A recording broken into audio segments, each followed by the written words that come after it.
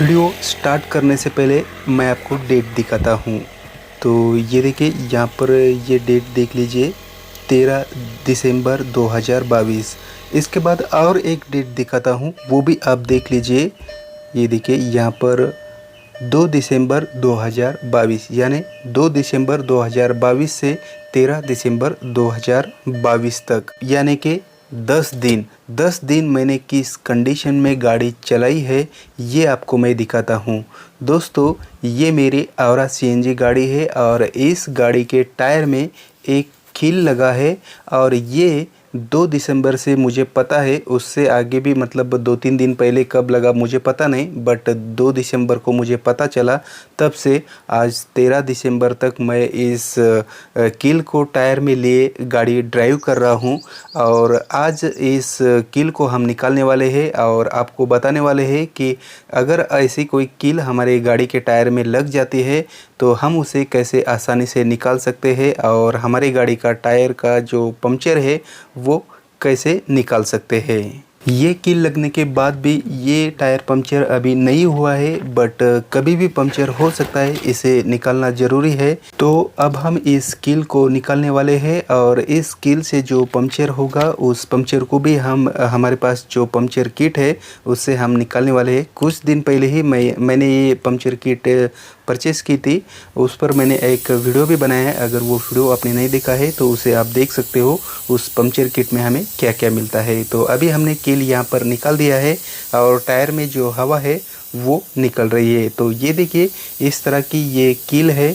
ये मुझे लगता है साइकिल की जो चेन होती है उसका एक टुकड़ा है, और इसी टुकड़े के कील से हमारा जो टायर है ये अभी पंक्चर हो चुका है। तो इसे अब हम रिपेयर करेंगे। इसे रिपेयर करने के लिए ये जो पंक्चर है, इस पंक्चर को हमें थोड़ा सा बड़ा करना होगा। तो ये इस तरह का टूल्स हमें इस पंक्चर किट में मिला था, तो इससे हम ये जो पंक्चर है ये बड़ा कर लेते हैं। मेरे पास जो पंक्चर किट है, इस पंक्चर किट से जब हम पंक्चर निकालते हैं तो इस पंक्चर को निकालते वक्त यही जो काम है थोड़ा सा मुश्किल होता है, यानी कि ये जो टूल्स है टायर के अंदर डालना और इस छेद को थोड़ा सा बड़ा करना। तो बस यही इतना सा जो काम है ये थोड़ा सा मुश्किल होता है, क्योंकि टायर में ठीक तरह से हमें अंदर डालना होता है, बाहर निकालना होता है, घुमाना होता है। ये सब प्रोसेस करने के लिए थोड़ा सा हमें मेहनत करना होता है। बस अगर ये हो गया तो इसके बाद जो भी आगे की प्रोसेस है ये बहुत ही आसान होती है। हम आगे आपको दिखाएंगे मतलब किस तरह से ये प्रोसेस हम करते हैं। तो ये देखिए, ये छेद करना थोड़ा सा मुश्किल होता है, इसलिए यहाँ पर आप देख रहे हो मैं किस तरह से ये कर रहा हूँ। तो ये करना बहुत ज़रूरी है। मैं आपको बता दोस्तों, मेरे एक दोस्त ने मतलब उनके पास एक गाड़ी थी, तो उनकी गाड़ी जब पंक्चर हो गई थी तो उन्होंने क्या किया कि जो गाड़ी में जो भी कील था वो निकाला, और उसके बाद ये प्रोसेस ना करते हुए डायरेक्ट जो है उसमें जो भी है वो मशरूम या फिर क्या कहते हैं प्लग, वो डायरेक्ट उन्होंने लगा दी। तो पंक्चर ठीक तरह से नहीं निकला था, तो इसलिए ये सारी प्रोसेस करनी होती है। अब हमने छेद ठीक तरह से मतलब घिस दिया है, और ये हमारे पास एक ग्लू है, तो यहाँ पर हम थोड़ा सा लगा देते हैं। उसके बाद आगे हमें क्या करना है वो हम आपको दिखाते हैं। तो ये देखिए, ये इस तरह का टूल्स देखिए, अब यहाँ पर इसे इस तरह से लगाना है, और इसे जहाँ पर हमने हमारा पंक्चर है उस पंक्चर में हमें ये डाल देना है। और डालने के बाद जो ऊपर का स्क्रू है ये हमें निकालना है। तो ये देखिए, यहाँ पर हम निकाल रहे हैं। इस तरह से हमें ऊपर का स्क्रू निकाल लेना है, और जो एक स्टूल है वो टायर के अंदर ही रहेगा। ये देखिए इस तरह से। और अब ये यहाँ पर ये देखिए हमारे पास ये प्लग है। इस प्लग को हमें जो पंक्चर किट के साथ गन मिली है उस गन में लगाना है। ये देखिए इस तरह की ये मशरूम प्लग है, ये देखिए। और ये दोस्तों टायर के जब अंदर चली जाती है तो बाहर नहीं निकलती है, इस तरह की ये मशरूम होती है। ये देखिए, गन पर हमें इस तरह से लगा देना है। और उसके बाद हमें क्या करना है, इस जो ये जो प्लग है इस पर हम थोड़ा सा ग्लू भी लगा देते हैं, ताकि जो अंदर जब ये मशरूम जाए ये प्लग जब जाए तो मतलब चिपक जाए, टायर से चिपक जाए। तो अभी गम भी हमने लगा दिया है और जहाँ पर हमने टायर में टूल लगाया था वहाँ पर हमें ये गन घुमाकर फिट करना है। ये देखिए यहाँ पर अब इस तरह से हम फिट कर रहे हैं। आपको भी इसी तरह से ये फिट करना है। फिरत नाही ते क्रॉस बसते. हे आधी बसवायला पाहिजे होतं. चुकलं सर. थांबा थोडं. नाही थांबा थोडं थांबा. एकच मिनिट. बसलं. लवकर बसा ना तिथे सोल्युशन चिकटून बसायचं.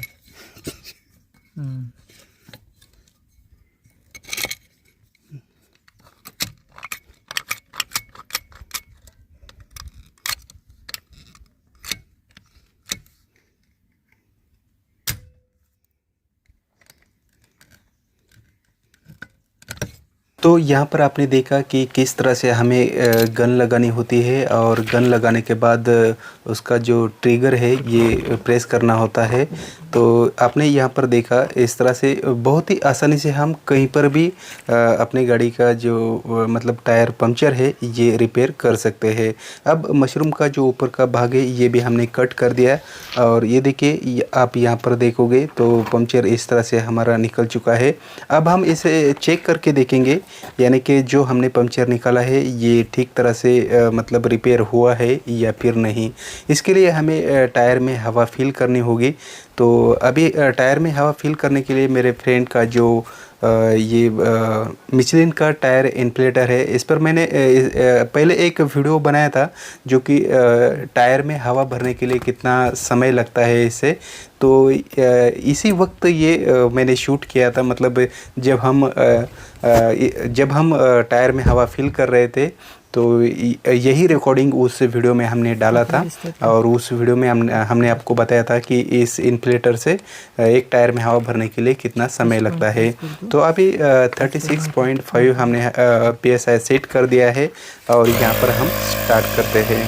तो आपने देखा होगा कि जब हम टाइमर का जो मतलब वीडियो बनाया था उसमें लगभग मुझे लगता है 4-4.5 मिनट कुछ तो भी लगे थे, अब मुझे याद नहीं आ रहा है, बट उस वीडियो में आपने देखा होगा। तो इसी वीडियो का वो एक पार्ट है।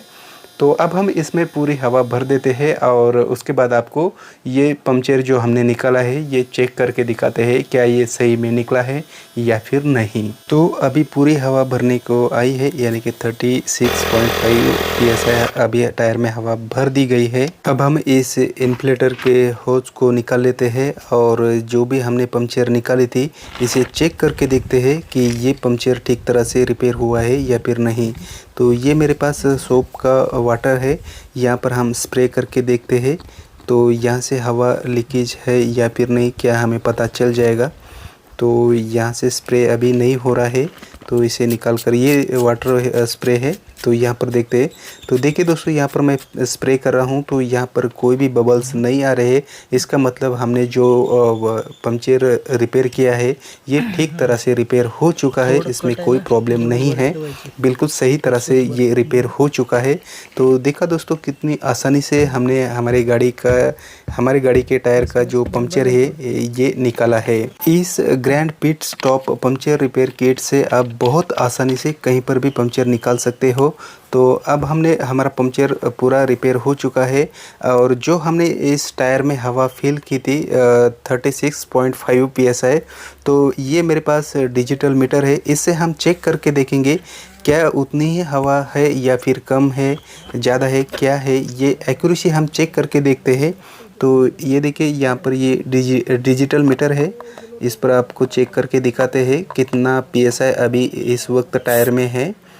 तो यहाँ पर मैं चेक कर रहा हूँ, ये देखिए इस तरह से चेक करना होता है। और यहाँ पर आप देख रहे हो तो यहाँ पर ठीक तरह से चेक नहीं हुआ, फिर से चेक करते हैं। तो ये देखिए यहाँ पर फिर से हम चेक कर रहे हैं। तो यहाँ पर आप देखोगे तो इस वक्त जो है टायर में PSI है 37.6 यानी कि 1.1 PSI का डिफरेंट आया है। तो ये डिफरेंट इतना ज़्यादा नहीं है, पिछले वीडियो में भी मैंने बताया था। 36.5 PSI हमने फील की थी और ये डिजिटल मीटर हमें 37.6 शो हो रहा है। इस वीडियो में इतना ही। ये वीडियो आपको कैसा लगा कमेंट्स बॉक्स में ज़रूर बताना। और हाँ, अभी तक आपने हमारे इस चैनल को सब्सक्राइब नहीं किया है तो जाते जाते सब्सक्राइब भी कर देना। मिलते हैं ऐसे ही किसी नई वीडियो में, तब तक जय हिंद।